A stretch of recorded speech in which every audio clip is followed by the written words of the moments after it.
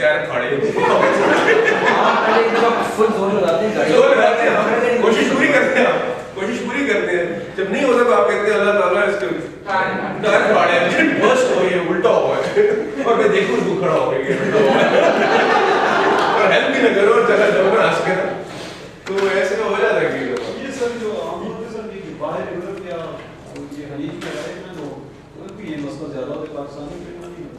मैंने ऑब्जर्व किया है ये मेरे कजन्स वगैरह है रोड रेज वाला नहीं वो जो ड्राइव कर रहे हैं ना सर जाने दो, हाँ वो इसलिए जाने तो नहीं, वो जाने तो नहीं कह रहे, वो सब गालियां देते हैं, हम पाकिस्तानी कहते हैं जाने तो वो हम ये सर वहाँ पे तो आप काबिल ही नहीं यार, वहाँ पे तो आपकी वो स्टेटस है जो यहाँ पे अफगानियों के खलीज में या यूरोप में आपका वो स्टेटस है जो यहाँ पे अफगानियों के, आप अफगानियों को जिस तरह ट्रीट करते हैं कि ये अफगानी है, अच्छा इधर आओ भाई बूट पॉलिश कर, I mean just for nothing, कि सेकंड डिग्री आपने उसको ले लिया हुआ है, सेकंड डिग्री में लेते हैं, तो इसलिए आप वहाँ पे सेकंड और थर्ड डिग्री रेगुलेशन की मैं बात कर रहा हूँ, रूल एंड रेगुलेशंस तो का लॉस वगैरह सर लॉस तो यहाँ से तुम मोटरवे पे चढ़ो तो तुम इंसान के बच्चे बन जाते हो, जब जूही वापस उतरते हो तो तुम वही वहां होते हो, ये सारी डेटरेंस की बात है। आप वहां पे आपको पता है मुझे 800 का जुर्माना पड़ने, लिहाजा आप बिल्कुल स्ट्रेट गाड़ी चलाते हैं centre of the road, indicator देके ओवरटेक करते हैं, इंडिकेटर देके वापस लेन जाते हैं,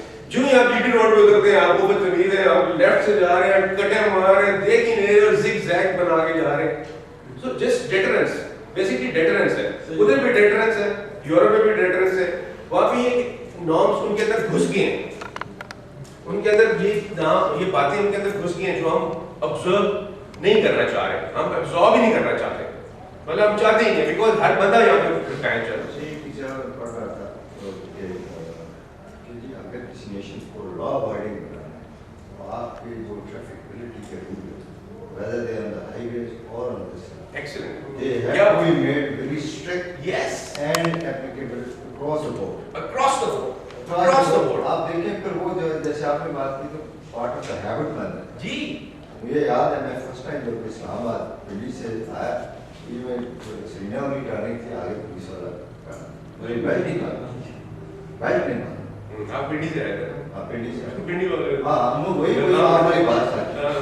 पिंडी बॉयज। उसने कहा जी अच्छा कोई बात और आज तक वो बेल्ट गाड़ी पे बैठते हैं। आपको याद है पहले बॉन नहीं, उसने आपको सिर्फ बॉन किया था या चलान किया था? नहीं वो चलान किया। अच्छा मैं तो बाकी याद रखते हैं। नहीं ठीक है साहब, ये सर मुझे भी सरीना के पास चलान किया जब मैं यूनिवर्सिटी से निकल रहा तो बेल्ट मारता है। नहीं वैसे भी यार it is mandatory for your own life self. ये साहब आसान अपने साथ अपनी ज्यादा करने वाली बात है कि एक बेल्ट लगी है, चलो एक आपके पास मेहरान है 800 सीसी में बेल्ट नहीं है वाला दबा दो, अगर आपके पास बेल्ट लगी है एंड यू स्टिल नॉट मतलब वेयरिंग इट तो इट्स बैड यू नो। और फिर उसके बाद आप लैंप पे नहीं खड़े हो रहे हैं, इशारा देके मोड़ नहीं रहे। अच्छा यहाँ पे सबसे बड़ी जो गंदी बात है, जब आपने लेफ्ट मोड़ना है, जब पूरा लेफ्ट के ऊपर आ जाएगा तो इंडिकेटर देते हैं यार। तो पहले basic concept of indicator is कि पिछले को बताना है कि भाईजान मैंने मोड़ना है, उसे आप कम से कम उसको 400-500 गज पहले बता रहे हैं, ये अपने आप को बता रहे हैं मैं लेफ्ट जा रहा है। मोटरसाइकिल वाले की तो कोई बात ही नहीं है, बिल्कुल मोड़ के ऊपर हाथ पिछले वाला हाथ कर देता है। अच्छा वो अगले वाले को पता नहीं है और पिछले वाले और सबसे बड़ी जो यहाँ पे डायलेमा है वो मैं I would like to share that कि अब्बा जी बैठे हुए इतना बड़ा हेलमेट पहन के और आगे 2 साल का बच्चा फ्रंट में बैठा हुआ टैंकी पे। Look at this stupidity यार। उसका सर नहीं फटना अगर वो गिरेगा, तुम हेलमेट पहन के बैठे हुए हो और जो टैंकी में तुमने बच्चा 3 साल का उसका चलाना नहीं होता, पीछे जो अपनी बीवी बिठाई है मारने के लिए उसको भी तो पता होता यार। ऐसे चलाना नहीं है, उसको तो मारना होता है। लेकिन पीछे और भी हो सकते हैं ना लोग। अब इंडिया में गया तो इंडिया में it was mandatory for the passenger of a bike to wear helmet. और बेशक उन्होंने वो मजदूरों वाले हेलमेट पहने हुए थे, व्हाटएवर, सरों पे कड़ियां पकड़ी हुई थी, लेकिन everybody was wearing that. Everybody. Nepal में कल्चर है सब कि no one can come on the road without this helmet. वो सीटर भी हाँ जी, पैसेंजर भी साथ होएगा, वो भी करेगा। अच्छा रिक्शा का राइट जो दरवाजा है वो सील्ड है इंडिया में, मतलब है ही नहीं, दरवाजा ही नहीं हो, सिर्फ आप लेफ्ट से घुस सकते हैं, बिकॉज राइट हैंडर है वहाँ पे। राइट हैंड गाड़ी चलती है तो लेफ्ट आप राइट खोल ही नहीं सकते, मतलब you can not enter and exit from the right side, जिसने जाना है वो लेफ्ट से जाएगा। हां यहाँ पर रोड के दरमियान में पड़ेगा कि सारी सवारियां राइट सवारियां राइट के भी 7-8 हैं डायरेक्शन। अरे दरवाजा खोल देते हैं लोग यार, पीपल बड़े बड़े लोग, पढ़े लिखे लोग दरवाजा खोल के खड़े हो जाते हैं, इस तरह बीच में खड़े होकर बातें कर रहे होंगे, हाल है ठीक ठाक करिए जी, आपकी पैसे क्या हाल है ठीक है लोग कर क्या है यार, तो पार्क साइड पे भी कर सकते हो। So this basic civic sense, you know, these things have to be absorbed and incorporated in our daily drives and routines. जब तक ये नहीं होंगी तो we cannot, you know, ever prosper. Anyways, इसको आगे लेके चलते हैं। टाइम क्या हो गया? 1 बजे, 1 हो गया, अभी है टाइम। वो मेरे ख्याल से ब्रेक के बाद एक्सरसाइज शुरू करते हैं। जी सर पहले ना तुम्हारा वो वाला जी हमें भी ले चलो साथ जाना है तो शेखू का तो रात का खाना है? जी अच्छा रात का खाना है। अच्छा, ठीक है। 3 बजे भी चले जाए तो हम ये शेखू पर रहेगा। 2 घंटे का रास्ता है, 4 घंटे फिर भी पहुंच नहीं सर 4 घंटे का किधर है सर 4 तुम लेके जाएगा अपनी गाड़ी में नहीं ठीक है। चलिए इसका कर लेते हैं, ऐसी क्या बात है, आप इसकी बात है, let's go about it.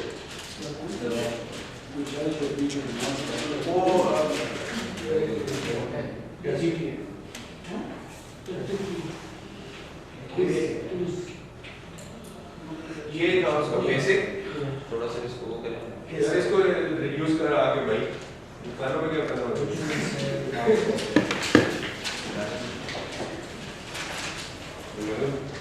Mars की वो फूक नजर आ रहा है इतने बड़े जिंदगी में नहीं गए ये सर वो हेडस्क्रीन पे वो हेडफोन की आपकी बात है। अच्छा तो आपके वहाँ रिकॉर्डिंग राइट सर, ये पास ऑन कर देते हैं ये सफर आपके थोड़ा सा रिड्यूस कर दें, फॉन्ट साइज छोटा कर फॉन्ट कम कर दें, फॉन्ट को नहीं इसको स्क्वीज करें तो मैक्सिमम हाँ और कम कर दें, बस बस बस बस, थैंक यू, ठीक है थैंक यू। मैं क्यों जा रहा हूँ? अच्छा बटन का इशू है, वाह आखिर में क्या मतलब राइट छोटी बात है, सेट कर दिया हो गई कागज राखी ना लेना, कागज लेके रखने आगे पास हो गया। जी जी खाली है ना, ये इधर लिखा हुआ खाली है। आपने ये बेसिक हमारा इशू था, केस लॉ जो था। आई hope you get your memories refreshed from this, ठीक है। ओप्स, इससे क्या हो गया, बहुत ज़्यादा सेंसिटिव हो गया।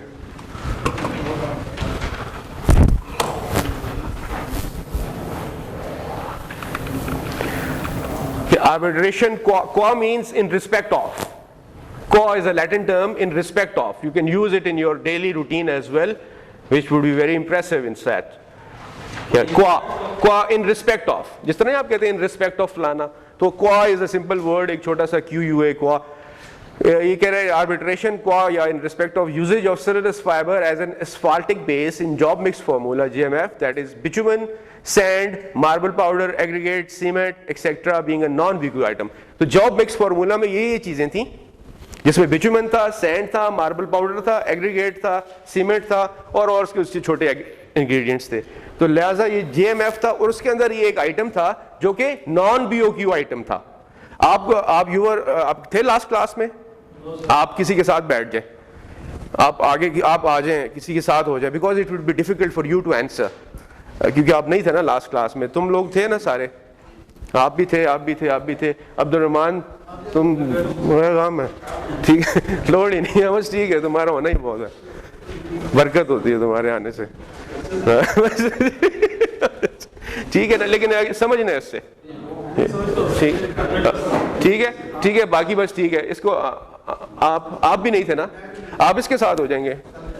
आप दोनों हो जाए ना, एक ही जगह पे बैठे रहो ना, किधर उठ के उसकी गोद में बैठना तुमने, इधर ही बैठो ना, साथ बैठे हुए हो तुम, बस एक कागज तुमने रख लिया है, दोनों अपना एक आगे नंबर लिख देगा, एक पीछे रोल नंबर लिख देगा, ठीक है। जो दो बैठे हुए ना, नहीं एक एक, तुम तो थे ना लास्ट टाइम, था ना, तो पूछ लेना यार एक दूसरे से ना, जहाँ पे फंस गए एडी गिडी वाले को, वो तो नहीं है, इट्स नॉट लाइक के। लेकिन आप दोनों ने आप दोनों एक हो गए और ये अलग हो गया, ठीक है, आपने उसके साथ रखना है। आप अपने रोल नंबर पीछे लिख दीजिएगा, उसका roll number, right, you right, okay, let's start. Girls you are good, तुम दोनों ने इकट्ठी नहीं हो, अलग अलग हो, इकट्ठी बनी हुई है ये, अलग अलग शीट है ना, हाँ अलग अलग शीट है। पीछे तुम्हारे आलम में कुल बैठा हुआ है, उससे पूछ लेना अगर कोई इशू हुआ तो। एनीवेज इश्यूज सारे ग्रुप नहीं, सिंगल रहने दो, कोई इशू नहीं है, आपस की बात है। इशू है जी, इशू नंबर 1 है वेदर द क्लेम ऑफ, आपने 1 लिख के आगे जवाब लिख लेना है, 1 लाइन में लिखें 10 लाइन में लिखें, it's your sweet own will, मुझे कोई इशू नहीं है। 1 लाइन में लिखें जवाब, 2 लाइनों में लिखें, 1 लफ्ज में लिख दें, आई एम गुड। लेकिन आपने आका 1 मिनट मौका दें प्लीज, किस चीज की सेटिंग करनी है? आगे आ जाओ, जरूरी पीछे बैठना आता है, तुम आगे बैठते होते थे, तुम पीछे क्यों चले गए हो? करो तुम,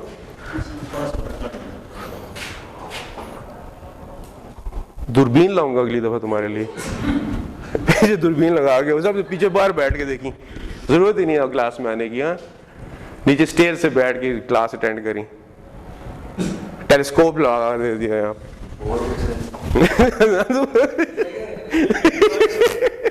पता नहीं क्या से क्या कर दिया है।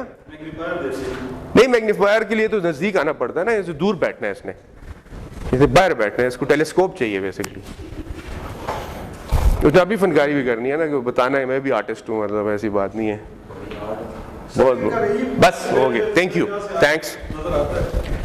हाँ नहीं ठीक है, नहीं वो बहुत पीछे बैठा हुआ है ना, ताकि उसकी हिंड्रेंस भी बहुत है। अब आ रही है समझ, whether the claim of employer after completion of project is maintainable और टाइम बार्ड, क्वेश्चन नंबर 1, ठीक है। Whether the claim of employer after completion of project is maintainable और टाइम बार्ड, मैंने बहुत लंबी तकरीर की है इसके ऊपर, I hope you remember that, just to refresh your memories, कि 2001 में प्रोजेक्ट खत्म हो गया था, 2004 में हमने इसको एजिटेट किया और सब्सिक्वेंटली फिर उसकी वो हुआ, वो टाइम बार लिमिटेशन का जिक्र जो करेगा उसको एक्स्ट्रा नंबर मिलेंगे।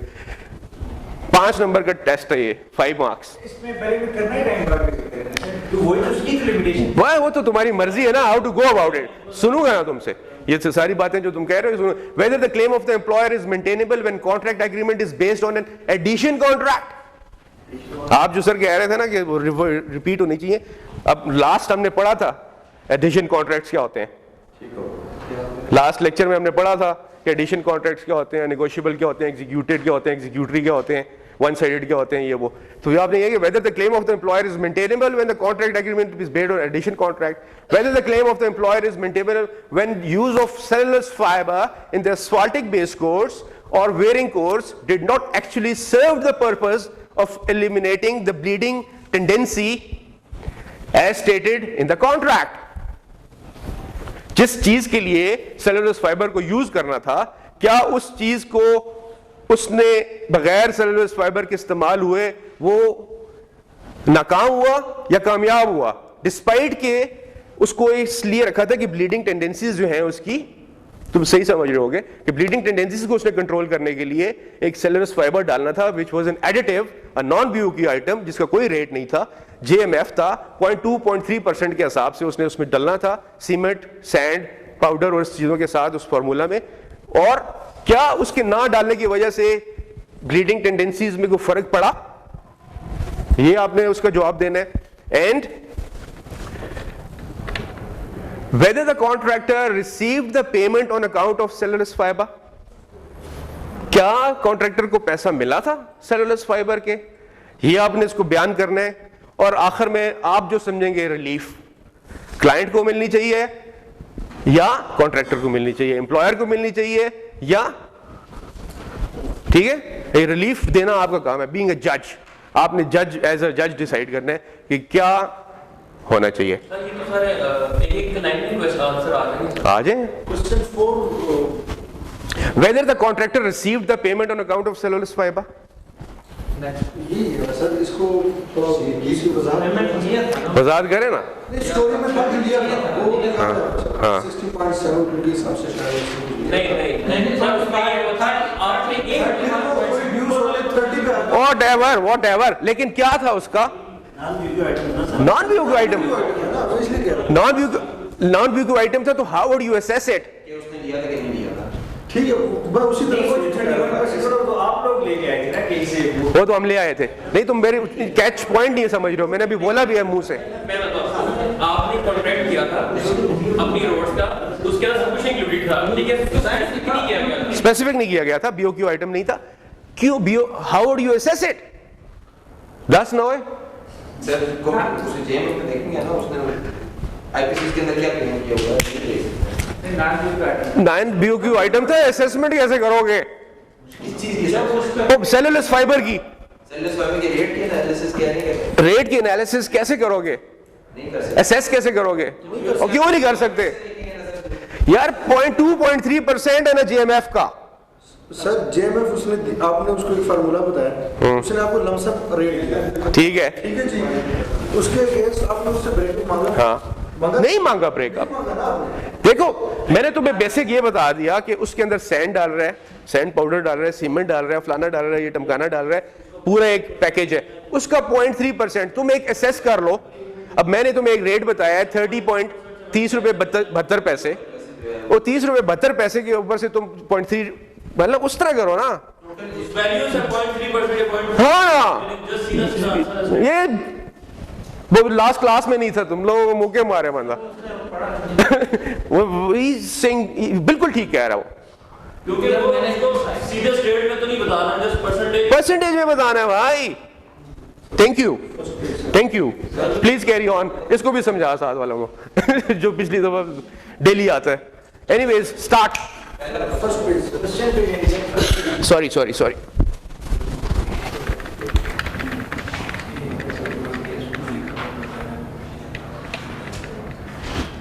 ओहो, चलो यार।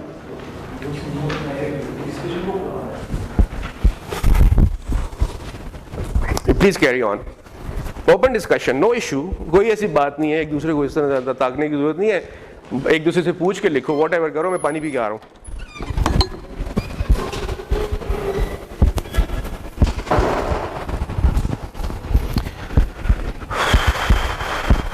चाचा पानी शानी नहीं है कहीं पे? पानी पिलाए ना, बड़ी सख्त प्यास लगी हुई है। तो माचिस मुझे दें जरा,